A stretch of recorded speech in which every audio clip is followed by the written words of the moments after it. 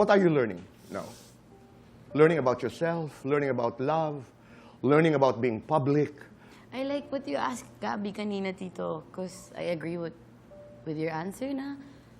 Totoo yun. I think what I learned about love is, one, we attract the love that we give ourselves. Kung gaano natin kamahal mga sarili natin, yun yung love na tinatanggap natin, or yung ganun yung mga lalaking na a-attract natin, or yung partners na na-attract natin. Yun din yung kaya lang ding tanggapin ng heart natin. And two, you just can't choose. Si Lord talaga eh. Pwede ka sigurong mag-request sa Kanya, pero you can't control everything. So, I want to go back to that first answer. You attract the love that you give. yourself. Dumating ba sa point na yung ibinibigay mong pagmamahal, hindi na nasusuklian? Hindi naman sa hindi nasusuklian, Tito. Ano din ako, give ako. Nakakalimutan ko sarili ko. Hindi din naman yan. Hindi din, lucky pa nga ako na feeling ko pwede pang mas na-take advantage pa ni Paul yun. But Na-take advantage yung pagmamahal na pagiging ibinigay ganun mo. ko. Okay. Pero, di naman. So, pero, yeah, masakit pa rin. Of course. Anong ginagawa mo Ngayon, to survive this? laking bagay ng work. Pero, pinangahawakan ko yung faith ko talaga dito. Na, I have trust na everything really does happen for a reason.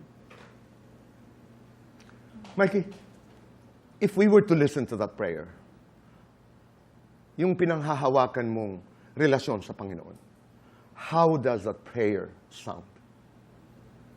When I pray to Him, I say, Now, yeah. Sinasabi ko sa Kanya lagi, Lord, ang dami kong na-feel ngayon. Ang hirap for me. Pero alam kong ito lahat na to, feelings lang to. And wala kang binibigay na challenges na hindi ko kaya. Trust ko yun.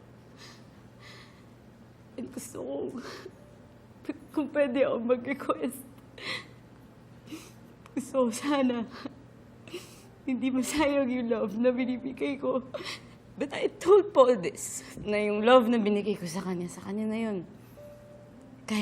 Kahit naman i-take back ko yun, hindi na kayang tanggapin ng katawan ko yung love na yun. Eh. Kasi binigay ko yun unconditionally. I love him. And sa kanya na yun, sana yung love na yun from now on, i-own niya yun, gamitin niya yung love ko na yun.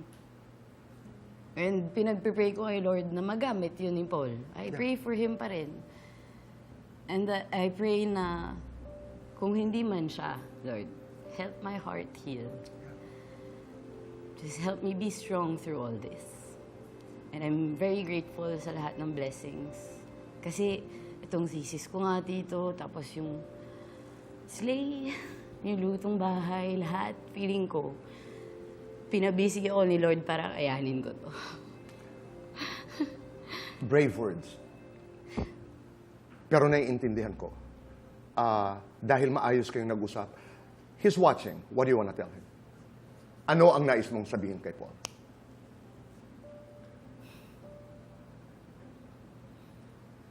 Paul, thank you sa 4 years. And alam mo naman na yun, nasabi ko na yung mga gusto kong sabihin. And maybe, I wanna remind you lang na nasa sayo to make all this worth it. Yun na.